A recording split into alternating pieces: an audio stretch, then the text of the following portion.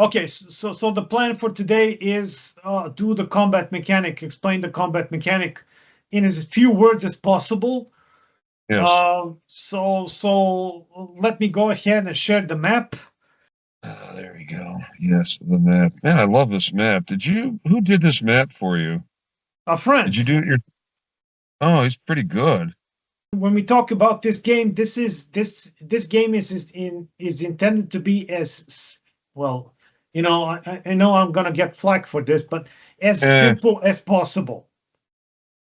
yeah, well, you'll be all right with the English speaking audience. I can't really say anything about your neck of the woods. Everyone's going to have an opinion in your Oh part of the no, world. nobody cares So, about them. oh, really? Okay, good.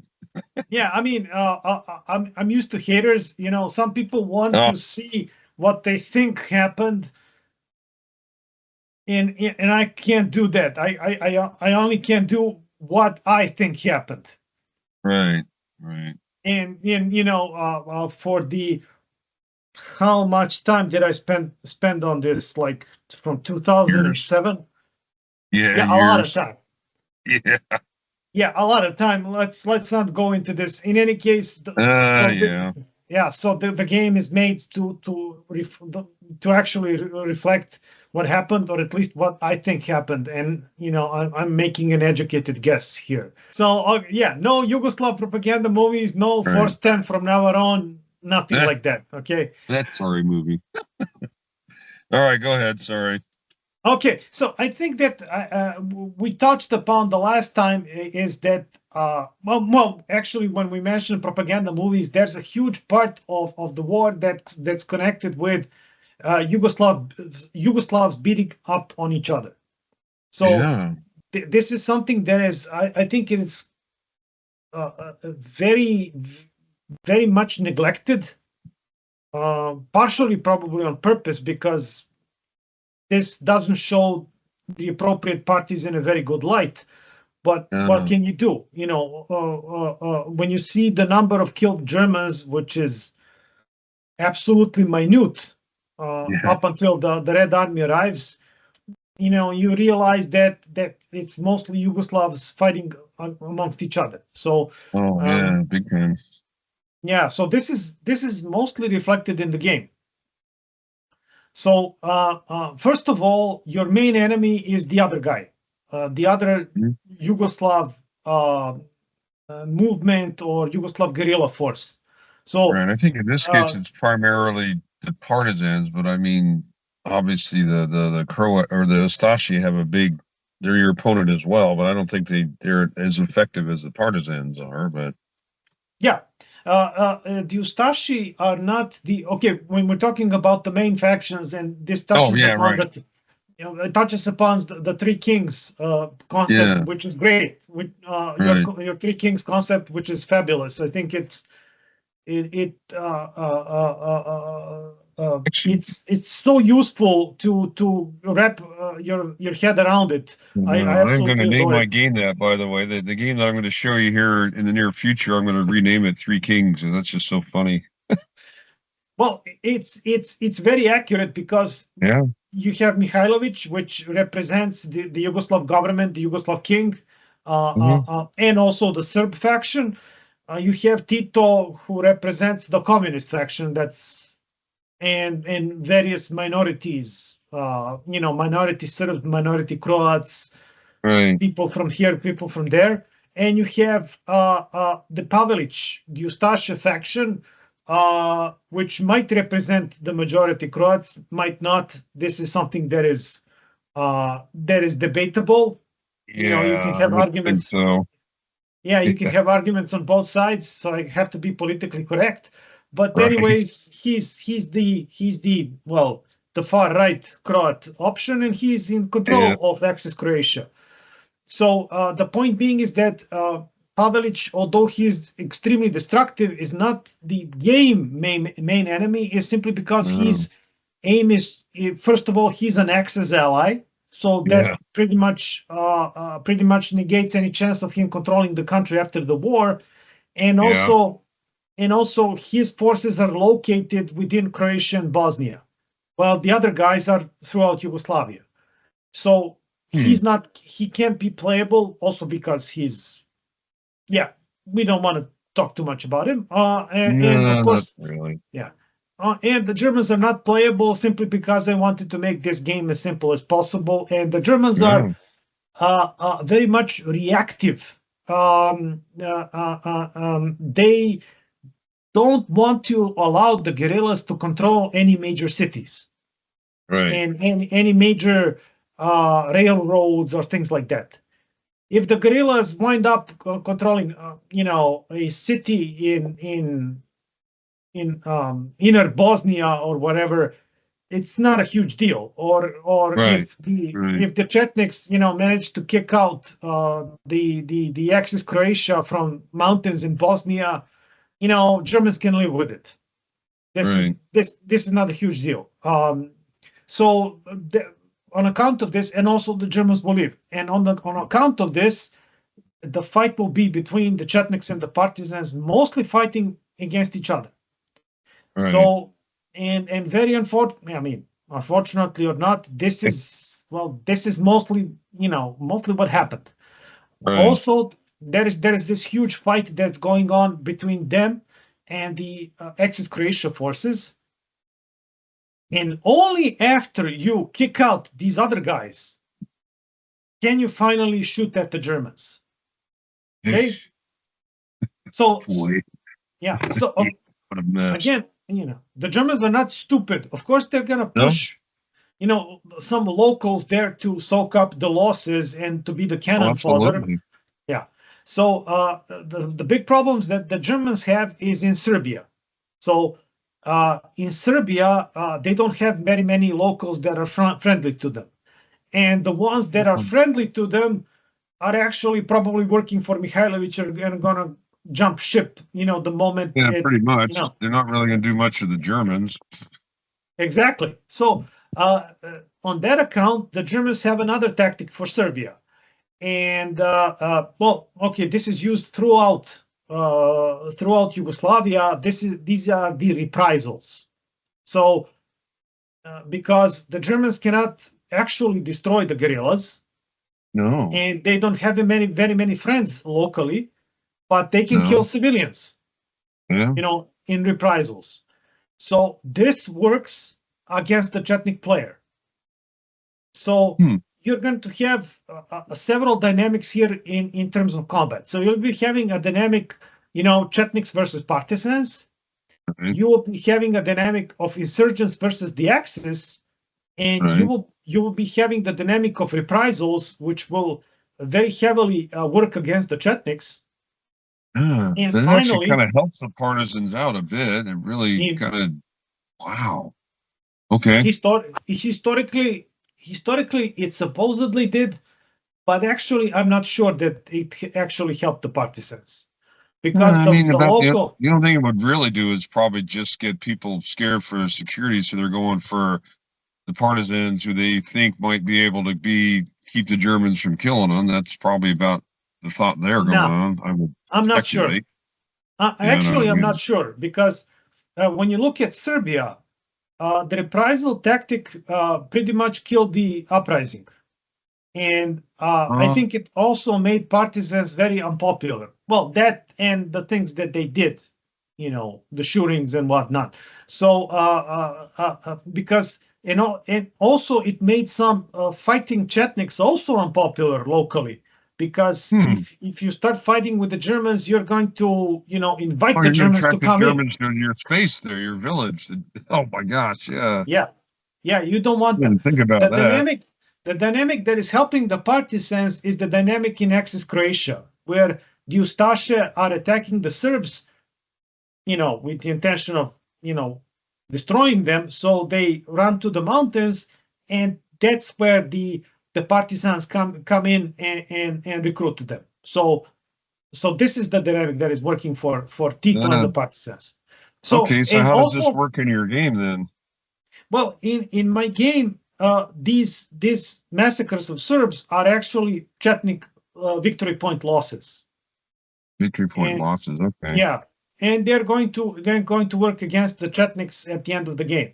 And actually, they might if the Chetnik is not is ignoring the Ustaše, then he might ultimately lose the game.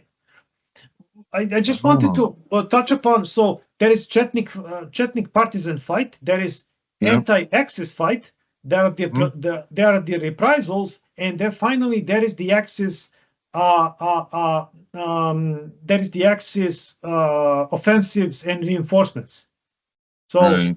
So you can actually liberate the province for a short while. Yeah, it's not going to be for long because eventually Germans will come step on you. But there's that brief glimmer of hope there. Yeah, and it's going to be crushed mercilessly in the game because the game reflects reality, and the reality was quite bleak. So the Germans are just going to kill you wherever they go. There is a reason why Mihailovich very kindly refused the British smart invitations for himself and for the Serbs to get suicided by the Germans, because it ultimately made absolutely no sense to raise a great insurrection, because the Germans will be coming in and they will be, they would be vengeful. Absolutely. Rules of war are one thing, but you can count on German reprisals. As far as Tito goes, he really doesn't care about the populace, so he really doesn't have a problem with these reprisals. But I don't think that they work in the favor of the partisans. Not really. That's funny. This seems to be just like any sort of autocratic leader's dream, is to not really care about the people, but you use the people to create your power, to make your power base. Ugh. All right, anyway, back to your game. What Tito has is his, there's a complex dynamic for Tito, and I would just emphasize two groups that support Tito, or actually support communism. One group is from Montenegro, and one group is from the old military frontier called Krajina. So the group from Montenegro supports the Russians and communism, while the group from Krajina is being destroyed by the Ustaše, and they, I think, are the main Tito's personal power base. As opposed to communist power base, as opposed to Comintern, Stalin, or whatever. The people from Krajina, I think, are the main Tito's personal power base. Okay. Oh, interesting. So okay, I went on a limb there. So, anyways, what happens? Yeah, let's do a short combat thing. So, first of all, for instance, in order to have combat in the first place, you need to activate your province with your units. Okay, your units will be mostly in these mountainous regions or forested regions, and they will be either attacking the adjacent province, so going into the adjacent province and attacking your opponents, or going into that province where you are and attacking the Axis, trying to liberate the province. So these will be the two main options in relation to combat. Sometimes you can coordinate several provinces, but mostly at the start. But at the start of the game, you cannot, because your command and control for both insurgents is terrible at this point. So that's actually a really good point that you just said there, but okay. Yeah, well, first of all, you designate the type of combat. So whether you'll be trying to liberate the province or attacking the adjacent province, then you have the combat results. You have a combat table, and I'm going to show it here, but it's not going to be very. Yeah, it uses firepower and hits. Most units have 2 hit points. Only the Germans have 3. And, 3. Okay. Yeah, any hit points that are below that are not counted, so they're lost. So you need to have full 3 hit points, directed, the Germans need to suffer full 3 hit points before they lose 1 unit. Oh, I see. So, for example, there's no point in attacking the Germans if you only have 1 to 3 firepower. Exactly. Yes. Yeah. Okay. So, and if you have like 4 to 6 or 7 to 9, it's still a very tall order to attack the Germans because they will probably be protected by some kind of a Quisling or a local ally formation. Yeah, certainly. Yeah. And it will soak up the losses first, and the Germans will remain unscathed. Potentially, you can kick out the opponents from a province, or you can make the garrison surrender if you have appropriate results. In case of draw or victory, you can have a promotion. So one basic tier unit, soldier or comrade, is going to be promoted into a elite tier unit, veteran or proletarian. But, interesting. Okay. Yeah. And if you actually liberate the province, you can mobilize there, which is good. However, that's how you get more people. Like you get a bigger juice of peoples by liberating a province, huh? Yes, but the problem comes immediately afterwards because it's going to. First of all, liberating a province is, of course, not that easy, and also there is a problem because of these winning support and reprisals. So, on the one hand, kicking the Axis is popular. On the other hand, Axis reprisals will not make you popular. So you have a push and pull mechanism there, where it's for instance, if you destroy a Croatian armed forces unit, you might get some Serb support. But if you start shooting at the occupiers, you're actually going to have a detrimental effect because you're going to lose the support, and Chetnik is going to lose victory points, and ultimately you have a very heavy dilemma in relation to Germans. Yeah. So if you destroy Germans, you get Allied support, which is the best support that you can have. Yeah, but you also get reprisals. Oh, interesting. Okay. So that's the whole problem of for instance, for Mihailovich, that was the whole problem. So there were British at his headquarters all the time telling him, yeah, you need to attack the Germans, you need to do it. But if he actually does it, thousands of Serbs will die. Yeah, and they'll be joining the partisan side, or more importantly, they'll be abandoning your cause. Yeah, okay. Yeah, because you're getting people killed. Yes, you are. Congratulations. So that's the huge dilemma, and this is why the Chetnik side is not cannot be controlled by a bot. For the partisan side, that's relatively easier. Tito has a relatively straightforward strategy. So you can, in other words, you can play solo as the Chetnik, but you cannot play solo as the partisan. Not really. I mean, that would be maybe an expansion, but for now, yeah, it's easy. The Chetnik one is a more interesting decision tree to go through. So yeah, it makes for a better solo game. Yeah. So in any case, you have a dilemma. If you go ahead and start attacking the other guy, you're neglecting to increase the supports. So either Serb or Allied support. If you, on the other hand, start going all out against the Axis, well, first of all, this is going to be a heavy attrition to your forces because Axis are tough to kill. And also, on the other side, the other guy will be probably hitting you in the rear. Absolutely. That's exactly what he's going to do. Exactly. So the problem is you have tons of dilemmas here. The map is not huge. There's not a enormous number of units and so on and so forth, but still you always have dilemmas. So oh my gosh, yeah. You don't have that many activation points. You don't know what to do. There are options here. It's in the game. It's mostly choosing between two bad options, and so on and so forth.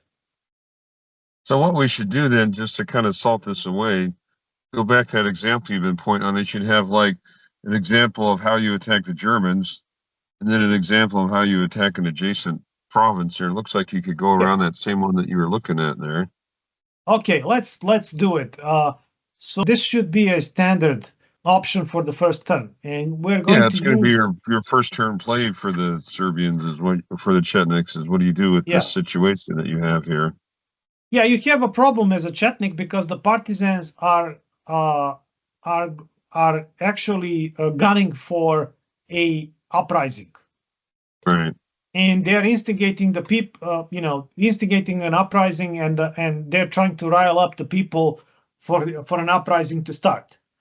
Right. And once the uprising starts, obviously the Chetniks as the army need to not only participate but actually lead the uprising and actually fight the Germans. So as the Chetnik now, the partisan played this proclamation of uprising, and you're now forced to attack the Germans in Serbia.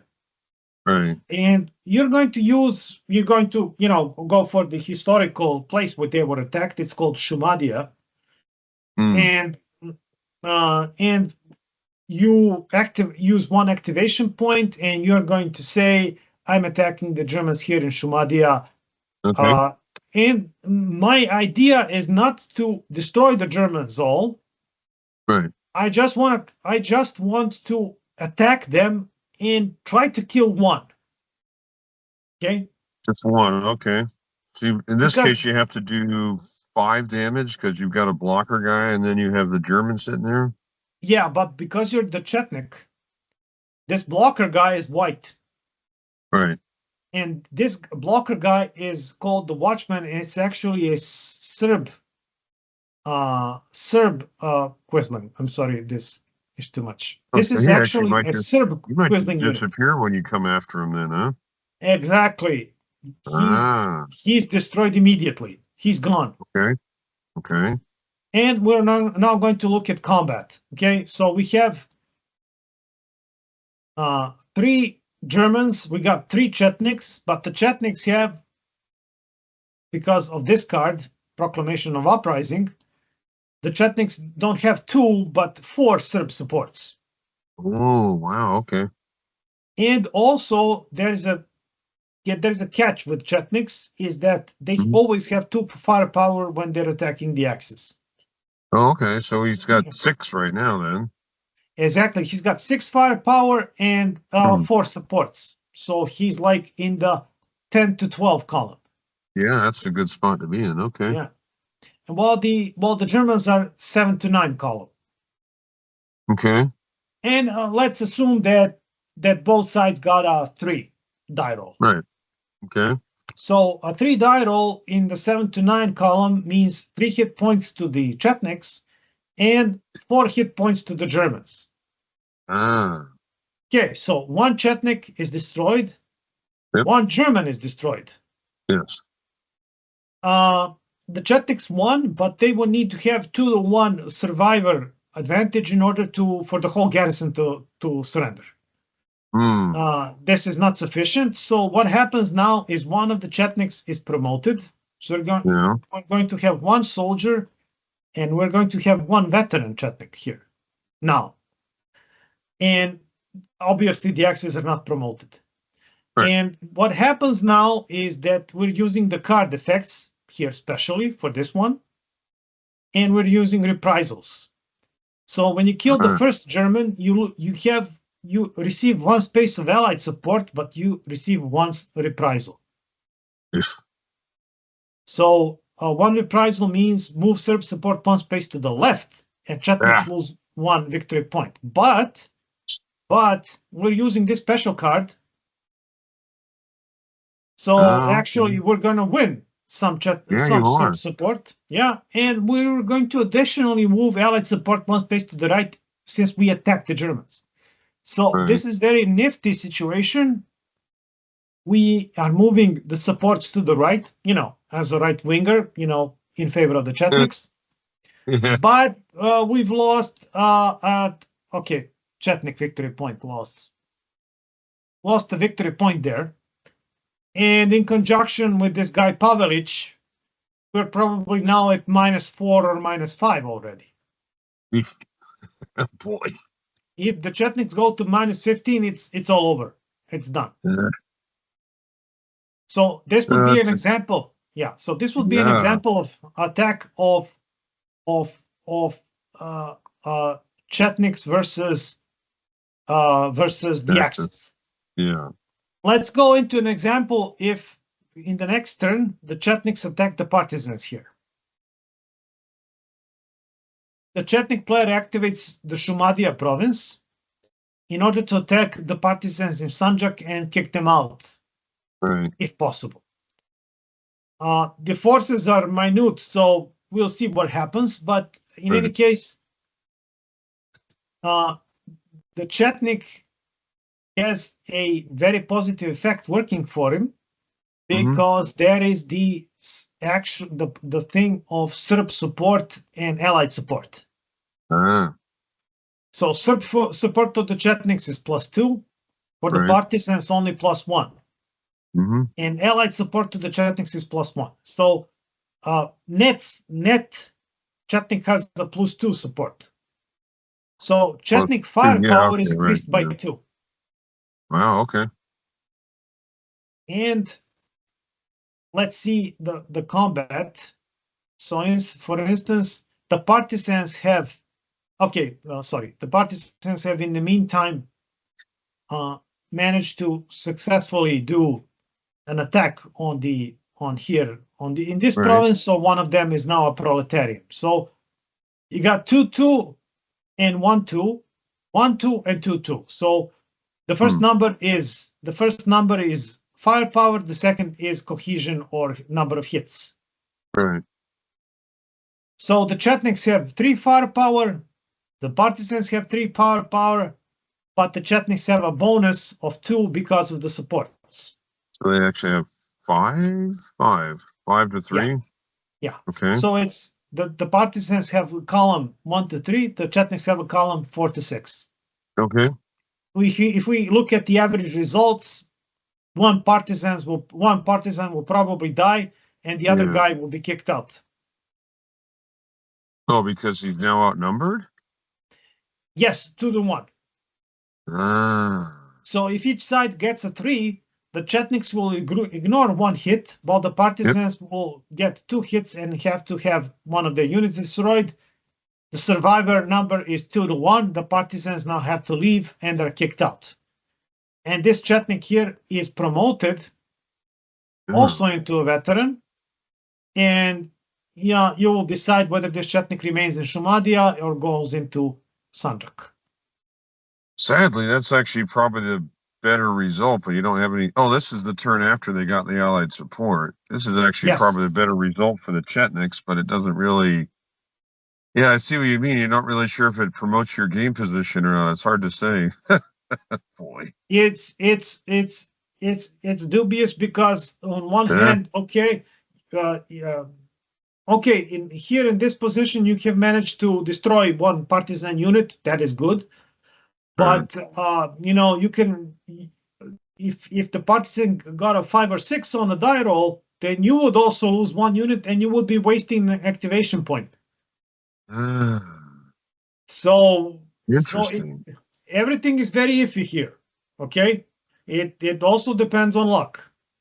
Yeah, I like that because there's not really any for sure path in this game. So you kind of have to go with what you think is right and then hope the dice agree with your assessment of what you think is right. Exactly. And also my strong recommendation is to maximize Allied support in absolutely every situation that is possible. Now the Chetniks have maximized it because they can't move it any further right because these gray areas are locked in until Italy surrenders. Okay, so the Chetnik player cannot move it further to the right. So wow, interesting. Yeah, you got a couple of conundrums there because you might want to. So do you get your decisive victory when you go into the gray, or do you have to go out of the gray to get your decisive victory? Well, dark gray. You got to go into the dark gray. So, in terms of Chetniks, if the Serb supports moves to the partisan side completely, then the Chetniks have lost. While Right. for the partisans, well, partisans have lost if the Allied support goes into the Chetnik territory, because ultimately then they wouldn't receive any kind of support from the Western allies. Yeah, see, that's just funny. Just not really haven't played this enough times to understand the ebb and flow of things. To me, it seems like you want to stay right there on the Allied support and hope you can hang on until Italy surrenders and then just get that one last bump. But man, that's It's you got a true. few turns to get through that to get to that point. So you may not Yeah, make it there. yeah, the partisan has very strong cards, Oh and yeah.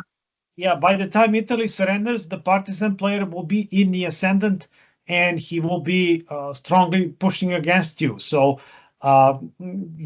getting the Allied support is incredibly difficult because you need to destroy the Germans.